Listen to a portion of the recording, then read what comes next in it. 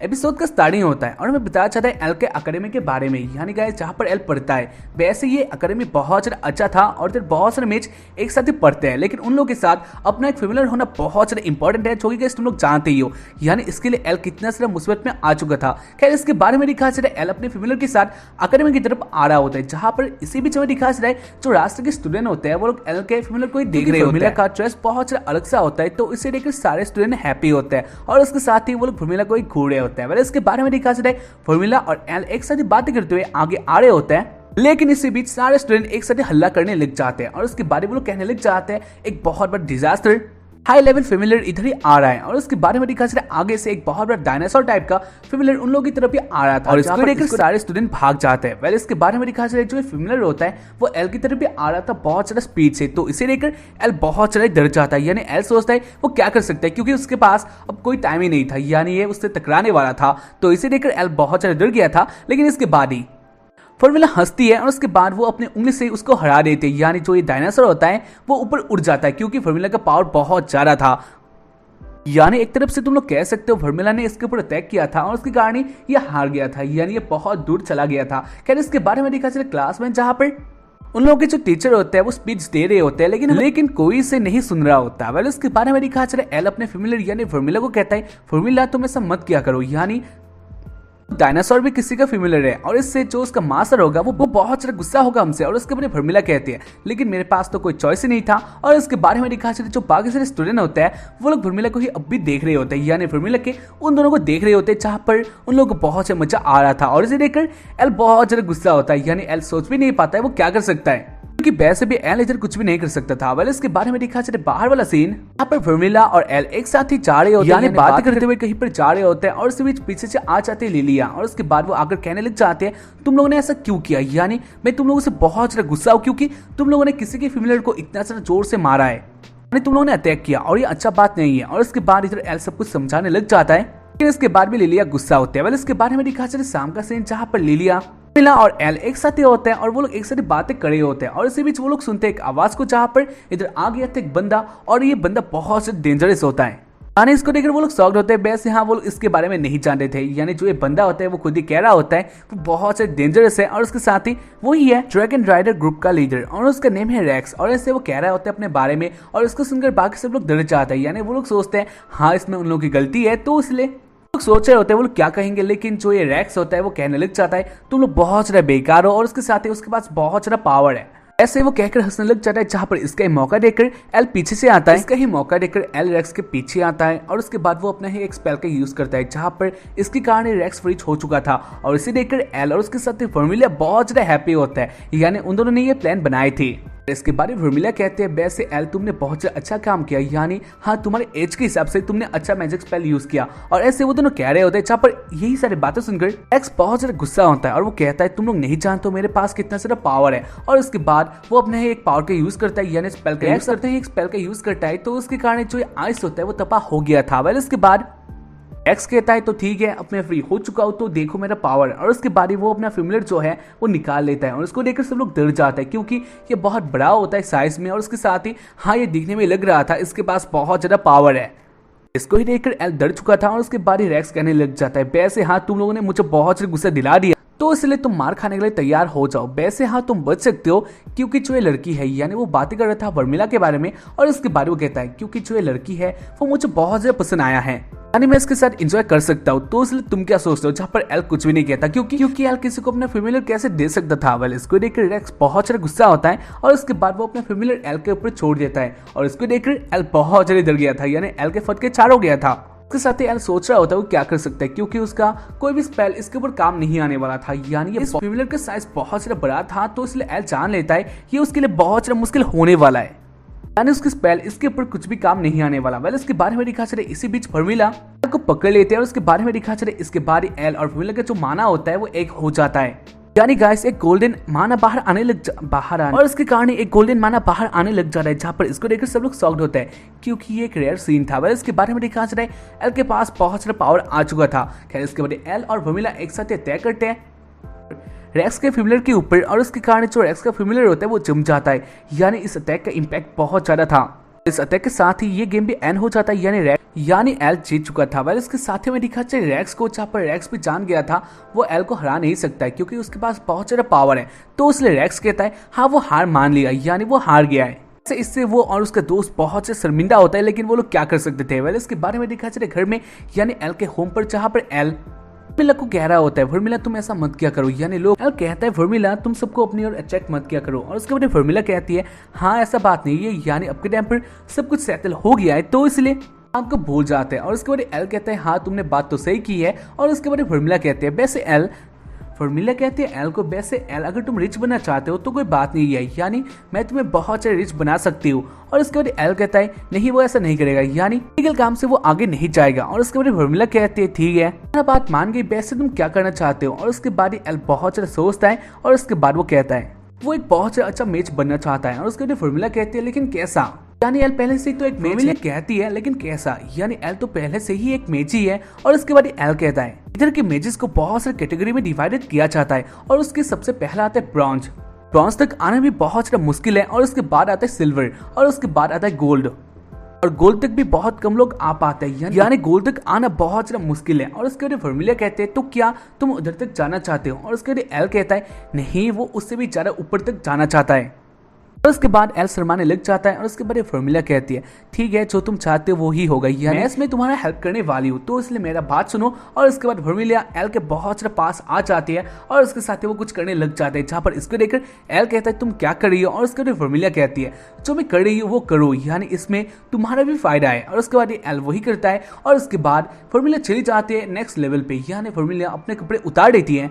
उसके बाद एल के साथ कुछ होता है जो कि मैं एक्सप्लेन नहीं कर सकता हूँ, लेकिन हाँ तुम लोग जाने लिए होगे एल के साथ इधर क्या हो रहा है। वेल उसके बाद हमें दिखा चले उसके बाद वाले दिन में जहाँ पर एल का हालत पतली था। वेल उसके बाद इधर आ जाते लिलिया, उसके बाद इधर आ चले लिलिया। और उसके बाद वो एल का हालत देखकर समझ लेती है हाँ एल के साथ कुछ हुआ है। और उसके बाद वो कहती है तो कल रात तुम लोगों ने क्या किया था। और ऐसे वो लोग बातें कर रहे होते हैं, जहाँ पर लिलिया गुस्सा होती है, यानी लिलिया वैसे भी जान रही थी वो लोग क्या क्या करते हैं, यानी क्लास में वो लोग कितना हद पार कर लेते हैं तो रूम में तो वो लोग वैसे भी वो सब करेंगे। वेल इसके बाद वो लोग ऐसे बातें कर रहे होते हैं और इधर एक पर्सन आ जाता है, उसका नाम मार्क्स होता है। वेल इसके एल के पास अगर एल को पकड़ लेता है और उसके बाद वो एल के साथ डांस करने लग जाता है। और उसके साथ वो कह रहा होता है मैंने सुना है एल तुमने अपने से भी ऊपर के साथ ड्वेल किया था और ये बहुत अच्छा काम है। और उसके बाद ही एल बहुत सा फ्रस्ट्रेट हो चुका था। और उसके साथ ही वो कह रहा होता है यानी मार्क्स और मैं तुम्हारा राइवल हूँ। और ऐसे वो कह रहा होता है, जहाँ पर इसको लेकर फॉर्मूला समझ नहीं पा रही होती है ये बंदा कौन है। वेल इसके बाद लिलिया कहती है इसका नेम है मार्क्स और ये बहुत सारा कूल है, यानी वो भी हमारे रूम में ही है, वो एक अच्छा स्टूडेंट है और ऐसे तुम कह सकते हो। और वो ऐसे कहती है और इसी बीच टीचर इधर आ जाते हैं और उसके बारे वो कहते हैं तीनों को प्रिंसिपल ने बुलाया है तो इसलिए तुम लोग चले जाओ। और उसके बाद वो लोग चले जाते प्रिंसिपल के रूम में।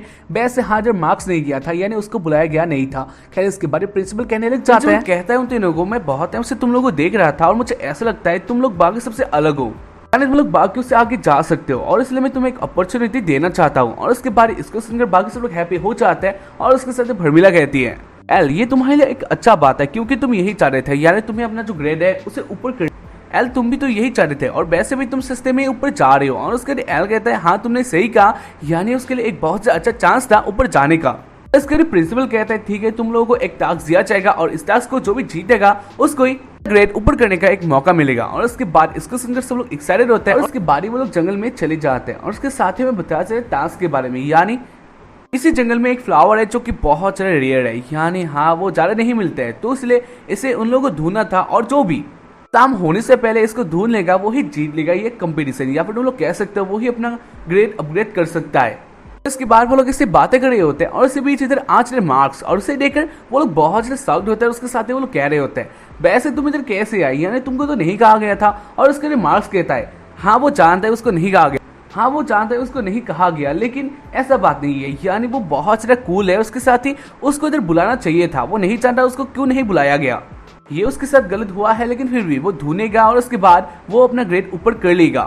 वेल इसके बाद मार्क्स ऐसे बहुत सारी बातें करते हैं जो कि हाँ कोई भी काम लायक नहीं होता। वेल इसके मार्क्स इधर से चला जाता है उस फ्लावर को ढूंढने के लिए और इसके बारे में बताया जाता है, यानी जो मार्क्स होता है वो बहुत जोर से चिल्लाता है। तो इसके बाद ही मार्क बहुत जोर से चिल्लाता है, जहाँ पर इस आवाज को सुनकर ही सब लोग जान लेते हैं मार्क ने फिर से कुछ किया है, यानी वो मुसीबत में आ चुका है। वेल इसके बाद वो लोग सोचते हैं वो लोग क्या करेंगे और इसके बाद वो लोग मार्क के पास आ जाते हैं मार्क को देखने के लिए। ऐसे इधर क्रिएचर ने मार्क को पकड़ लिया था तो उसमें मार्क फंस चुका था और उसके कारण जो मार्क की दोस्त होते हैं वो तो रुक जाते हैं मार्क के हेल्प के लिए और उसके साथ ही एल और लिलिया एक साथ आगे बढ़ जाते हैं और उसके बाद वो लोग बहुत ही जगह ढूंढते हैं। फाइनली वो लोग आ गए थे एक जगह में और उसके बाद वो लोग देखते हैं उन लोगों के पास ही एक माउंटेन जैसा कुछ था या उन लोगों के सामने एक बहुत ऊंची रॉक थी जहाँ पर उसके ऊपर ही वो फूल लगा हुआ था और ये बहुत से अच्छा बात था यानी उन्होंने ढूंढ लिया। लेकिन एक और डेंजर था यानी उस रॉक के नीचे ही एक और क्रिएचर था जो कि बहुत ज्यादा भयंकर लग रहा होता है यानी उसके साइज भी बहुत ज्यादा ह्यूज होता है और उसके साथ ही उसको देखकर ही पता चल जाता है वो बहुत ज्यादा खूंखार है। तो इसलिए वो लोग सोच रहे होते हैं वो लोग क्या कर सकते हैं और उसके बाद लिलिया कहती है यार तुम इस क्रिएचर को अच्छी तरह से देखो यानी तुम्हें नहीं लगता क्या ये बहुत ज्यादा कमजोर है और ये शायद से मुझे सूंघ नहीं सकता। और उसके बाद एल कहता है हाँ ऐसा हो सकता है और उसके बाद लिलिया कहती है ठीक है मैं जीतने वाली हूँ इस कंपटीशन को यानी मेरे पास एक प्लान है। और उसके बाद वो एक स्पेल को निकाल लेती है और वो कहती है और उसके बाद लिलिया उसको पीती है और उसके कारण लिलिया इनविजिबल हो जाती है। वेल इसके बाद ही एल कहता है लिलिया हाँ तुम इनविजिबल तो हो गई हो लेकिन इसके बाद भी जो तुम्हारे कपड़े हैं वो अब तक वैसे के वैसे ही है यानी अगर तुम ऐसे भी जाओ तो इससे कोई फर्क ही नहीं पड़ेगा उसे तो तुम्हें आसानी से देख लेगा। और उसके बाद इसको सुनकर लिलिया गुस्सा होती है और वो कहती है तो और इसे ही सुनकर लिलिया गुस्सा होती है और वो कहते हैं तो तुम्हें क्या लगता है यानी मुझे अपना कपड़ा उतार देना चाहिए। और ऐसा वो गुस्सा करने लग जाती है और उसका एल कहता है नहीं मेरा वो मतलब नहीं था यानी तुम भी तो जानते हो इससे कोई फर्क नहीं पड़ने वाला। और उसके बाद लिलिया सोचती है हाँ बात तो सही है यानी अगर उसे उधर जाना है तो हाँ उसको अपना कपड़ा उतारना ही होगा। और उसके बाद वो उतारने लग जाता है जहाँ पर एल ऐसे देखने लग जाता है और उसको देखकर लिलिया फिर से गुस्सा होती है और वो कहती है तुम ये सब क्या देख रहे हो। वैसे ही लिलिया भी बहुत से शर्माई हुई थी। लिलिया ने लगभग सारे कपड़े एल के सामने खोले थे तो इसलिए वो शर्माई हुई थी और उसके बाद में दिखा चले लिलिया पूरे नंगे हो जाती है।